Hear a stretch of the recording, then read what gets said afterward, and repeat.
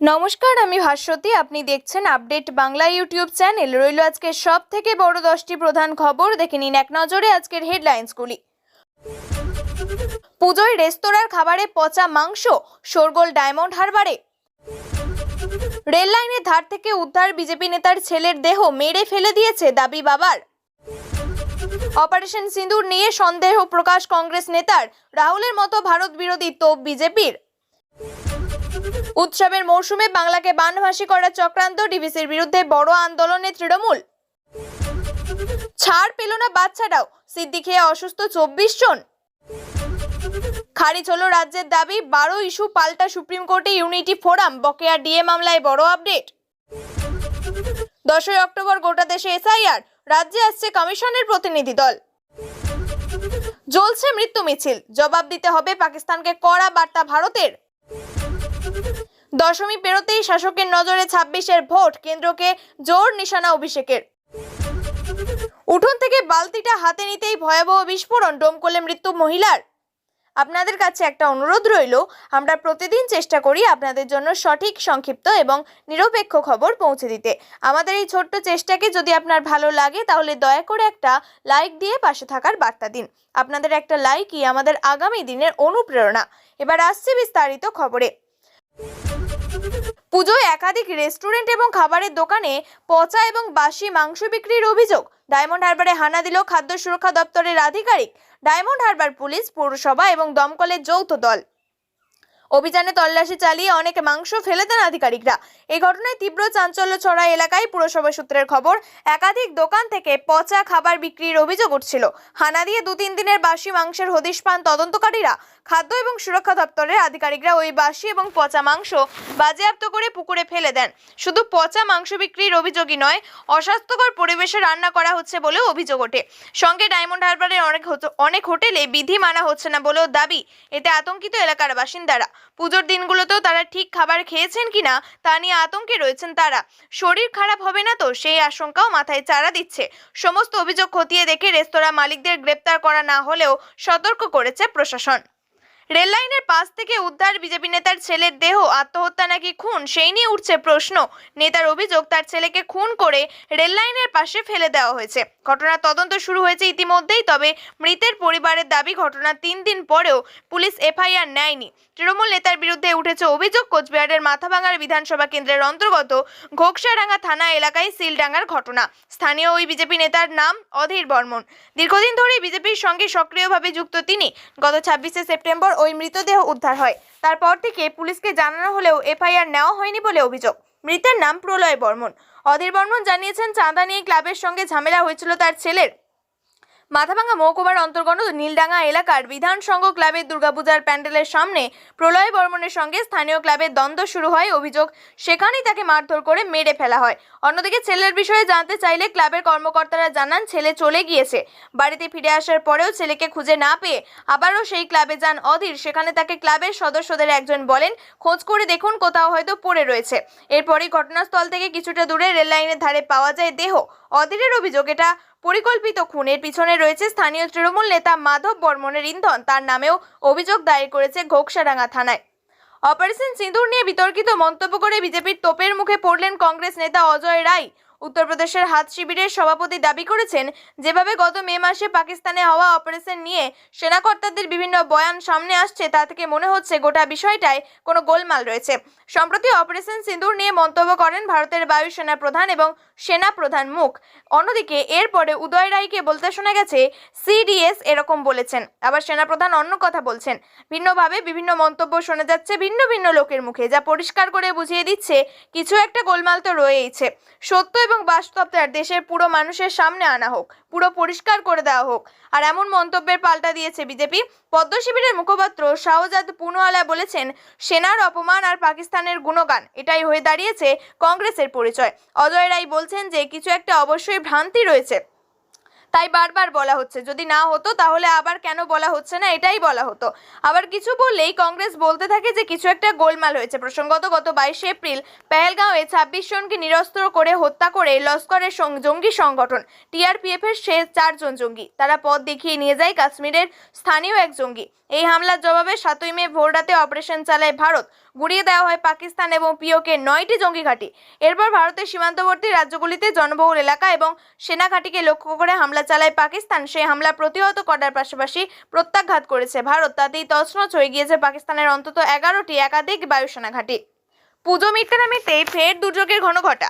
রাজ্যের 5 জেলায় যখন ভারী বৃষ্টির লাল এবং কমলা সতর্কতা জারি করেছে আবহাওয়া দপ্তর, তখন জল ছাড়ছে ডিভিসি। উৎসবের সময় চক্রান্ত করে বাংলাকে বানভাসি করার চেষ্টা হচ্ছে, অভিযোগ অভিষেক বন্দ্যোপাধ্যায়ের। অভিষেক বলেন, দলনেত্রী হিসেবে মমতা বন্দ্যোপাধ্যায়, মুখ্যমন্ত্রী সাহেব মমতা বন্দ্যোপাধ্যায় তিনি তার বক্তব্য রেখেছেন। অন্যদিকে এরা ম্যানমেড বন্যা বলে আবার বলবে আপনাদের তো লোক রয়েছে কমিটিতে লোক থাকলে কি হবে, কোন সময় তাদের সঙ্গে কথা বলে সিদ্ধান্ত নেওয়া হয়। প্রত্যেক বছর এরা জল ছেড়ে বাংলাকে বিপদে ঠেলার চেষ্টা করে, বানভাসি করে। কিন্তু বাংলার মানুষ বা বাংলাকে বানভাসি করা যাবে না। বছর ঘুরলেই রাজ্যে বিধানসভা ভোট। অভিষেকের হুঁশিয়ারি, 26-এর নির্বাচনে এদের বানভাসি হয়েছে। যা কিছু অবশিষ্ট জমিদাররা এখানে রয়েছে সেই সব আবর্জনা এবং 26-এর নির্বাচনে বানভাসি হবে। বিসর্জন হবেই, বিসর্জন আটকানো যাবে না, কিন্তু সেই বিসর্জন হবে বাংলা বিরোধীদের। এদিকে ডিভিসির জল ছাড়া নিয়ে ক্ষুব্ধ হয়েছেন মুখ্যমন্ত্রী। উৎসবের মৌসুমে কেন রাজ্যকে না জানিয়ে এত জল ছেড়েছে ডিভিসি। অন্যদিকে কেন্দ্রের বিরুদ্ধে বঞ্চনার অভিযোগের সরব হয়েছে তৃণমূল। উৎসবের মরশুম শুরুর আগেই বাংলায় শুরু হচ্ছে নির্বাচন কমিশনের নিবিড় সংশোধনী কাজ। ভোটার তালিকা থেকে একজন ন্যায্য ভোটারের নাম বাদ গেলে রাজধানীতে আন্দোলনের হুঁশিয়ারি দিয়েছেন বাংলার শাসক দল তৃণমূল কংগ্রেস। ইতিমধ্যেই বিহারের নিবিড় সংশোধনীতে বাদ পড়েছেন 65 লক্ষ নাগরিক। বাংলায় সেই প্রস্তুতি কি রকম খতিয়ে দেখতে 7ই অক্টোবর রাজ্যে আসতে নির্বাচন কমিশনের প্রতিনিধি দল। তারা দিল্লি ফিরে গেলেই গোটা দেশ জুড়ে এসআইআর এর ঘোষণা হওয়ার সম্ভাবনা রয়েছে। ইতিমধ্যেই ভোটার তালিকায় কারচুপি করে কিভাবে নির্বাচন কমিশন বিজেপির একটি ভোট অস্ত্র হিসাবে কাজ করছে তা প্রমাণ হয়ে গিয়েছে। নতুন ফন্দি করে ভোটার তালিকাকে নিজেদের পক্ষে করতে কমিশনকে প্রয়োগ করতে হবে এবং সেই এসআইআর এর কাজে বাংলায় কমিশনের প্রতিনিধিরা। কমিশন সূত্রে জানা গিয়েছে, আগামী 7ই অক্টোবর উপনির্বাচন কমিশনার জ্ঞানেশ কুমার এবং ভারতীয় নেতৃত্বে একটি দল রাজ্যে পৌঁছাবে। দুদিনের সফরে এই প্রতিনিধি দল সব জেলায় জেলা শাসকদের সঙ্গে ভিডিও কনফারেন্সের মাধ্যমে বৈঠক করবেন। পাক অধিকৃত কাশ্মীর সাধারণত জনগণের বিক্ষোভ তা দমনে পাকিস্তানি সেনা পুলিশের নৃশংসভাবে তীব্র নিন্দা করল ভারত। শুক্রবার সাংবাদিক সম্মেলনে ভারতের বিদেশ মন্ত্রকের মুখপাত্র রণধীর জয়সওয়াল এই ঘটনাকে পাকিস্তানের দমনমূলক মনোভাব এবং জোরপূর্বক অবৈধ দখলদারিত্বের স্বাভাবিক পরিণতি বলে উল্লেখ করেছেন। রণধীর জয়সওয়াল সাংবাদিকদের জানান, ভারত পাক অধিকৃত জম্মু কাশ্মীরে বেশ কয়েকটি এলাকায় বিক্ষোভের খবর লক্ষ্য করা যাচ্ছে, যার মধ্যে পাকিস্তানি সেনাবাহিনীর নিরীহ অসামরিক নাগরিকদের উপর বর্বরতাও রয়েছে। অন্য অঞ্চল থেকে সম্পদের পদ্ধতিগত লুণ্ঠনের একটি স্বাভাবিক পরিণতি। পাকিস্তানকে তার ভয়াবহ মানবাধিকার লঙ্ঘনের জন্য জবাবদিহি করতে হবে। বেশ কয়েকদিন ধরে পাক অধিকৃত জম্মু এবং কাশ্মীরের বিস্তীর্ণ অঞ্চলে সেহবাজ সরকার আসিম মুনিরের সেনাবাহিনীর বিরুদ্ধে গণ অভ্যুত্থান চলছে। আওয়ামী অ্যাকশন কমিটির নেতৃত্বে হাজার হাজার মানুষ মুজাফফরাবাদ, মিরপুর, কোটলি সহ একাধিক জেলায় রাস্তায় নেমে এসেছে। বিক্ষোভ চলাকালীন পুলিশ এবং সেনার গুলিতে কমপক্ষে 10 জন নিহত হয়েছেন, যার মধ্যে 3 পুলিশের সদস্যও রয়েছেন। বিক্ষোভের কারণে পিওকের অনেক এলাকায় দোকানপাট বন্ধ, পরিবহন ব্যাহত এবং জীবনযাত্রা কার্যত স্থগিত। অন্যদিকে পিওকের মানুষের মূল অভিযোগ, এই অঞ্চলে সম্পদের সুবিধা এবং তাদের সঙ্গে ভাগ করে নেওয়া যায় না এবং পাকিস্তান সরকার তাদের চাহিদা উপেক্ষা করছে। এএসির 38 দফা দাবির মূল বিষয়গুলি হলো বিদ্যুতের হার হ্রাস করা, গম এবং অন্যান্য প্রয়োজনীয় পণ্যের উপর ভর্তুকি দেওয়া, স্থানীয় রাজস্বের উপর পিওকের মানুষের নিয়ন্ত্রণ, পাকিস্তানে বসবাসকারী কাশ্মীরি শরণার্থীদের জন্য 12টি সংরক্ষিত বিধানসভা আসন বাতিল করা। পরিস্থিতি সামাল দিতে অবশ্য সমালোচনা টেবিলে বসতে বাধ্য হয়েছে ইসলামাবাদ। পাকিস্তানের প্রধানমন্ত্রী শেহবাজ শরীফ 8 সদস্যের একটি উচ্চ পর্যায়ে সরকারি প্রতিনিধি দল পাঠিয়েছে। প্রতিনিধি দল বিক্ষোভকারীদের সঙ্গে প্রথম দফায় আলোচনা করেছে। আলোচনার পর প্রতিনিধি দলের সদস্য ফেডারেল মন্ত্রী আহসান ইকবাল বিক্ষোভকারীদের প্রতি এমন আগুন না জ্বালানোর আহ্বান জানিয়েছেন। তবে আলোচনা শুরু হলেও কঠোর দমন-পীড়নের জন্য ভারতের কড়া সমালোচনার মুখে পড়েছে পাকিস্তান। দশমী পেরোতেই শাসকের নজরে 26-এর ভোট। দশমী পেরোতেই শাসকের নজরে ভোট, তবে রবিবার থেকে ব্লকে ব্লকে বিজয়া সম্মেলনী রয়েছে। অভিষেকের কালীঘাটের অফিসে বিজয়ের শুভেচ্ছা বিনিময়ে হাজির তৃণমূল নেতৃত্ব। শুভেচ্ছা বিনিময় এদিন ডিভিসি ইস্যুতে অভিষেক বলেন, দলের নেত্রী তিনি টুইট করে এর ব্যাখ্যা দিয়েছেন এবং এটা কেন্দ্রীয় সরকারের বরাবরের স্বভাব। যেখানে দশমী পার হলো না, ঠিক তার পরদিন পরিকল্পিতভাবে ম্যানমেড ডিজাস্টার বা বন্যা, যেটা আবার প্রতিবার ডিভিসি করে, সেটা যেহেতু নির্বাচন রয়েছে তাই বাংলা বিরোধী স্বভাব বা আচরণটা দেখাতে হবে, তো তাই পুজোটাকেও এরা রেয়াত করলো না। রবিবার থেকে ব্লকে ব্লকে হতে চলা বিজয়া সম্মেলনীকে হাতিয়ার করেছে তৃণমূল। সূত্রের খবর, এর জন্য 50 জন বক্তার নাম চিহ্নিত করা হয়েছে। বক্তাদের মধ্যে দলের বিধায়ক, সাংসদ, মন্ত্রী সকলেরই নাম রয়েছে। প্রতিটি ব্লকে বিজয়া সম্মেলনীতে হাজির থাকবেন তারা। এই পদক্ষেপকে তৃণমূল বলছে ভোটের আগে যত বেশি সম্ভব মানুষের কাছে পৌঁছানো। পুজো মিটতেই ফের বোমার শব্দে কাঁপল মুর্শিদাবাদ। বাড়ির সামনে রাখা হলো বোমায় মৃত্যু হলো এক মহিলার। মৃত মহিলার নাম চিদাত্তন বিবি, অন্যদিকে বয়স 40। মুর্শিদাবাদের ডোমকলের ঘটনা। ডোমকলের ঘোড়ামারা নিশ্চিন্তপুর কামদুরিয়ার ঘাটপাড়া এলাকায় ওই মহিলার বাড়ি। শুক্রবার সকালে উঠে বাড়ির কাজ করতে গেলে ওই ঘটনা ঘটে। পরিবার সূত্রে খবর, মহিলার নিজের বাড়িতে উঠলে বালতিতে বোমা রাখা ছিল। তবে ওই মহিলা বুঝতে না পেরে বালতি তুলতে যান, তারপরেই ঘটে বিস্ফোরণ। ঘটনায় গুরুতর আহত হন তিনি। পুলিশ জানিয়েছে, প্রাথমিক তদন্তে জানা যাচ্ছে যে গফুর মণ্ডল ওই বোমাগুলি মজুত করেছিল। প্রশ্ন উঠছে, বালতিতে বোমা এলো কোথা থেকে?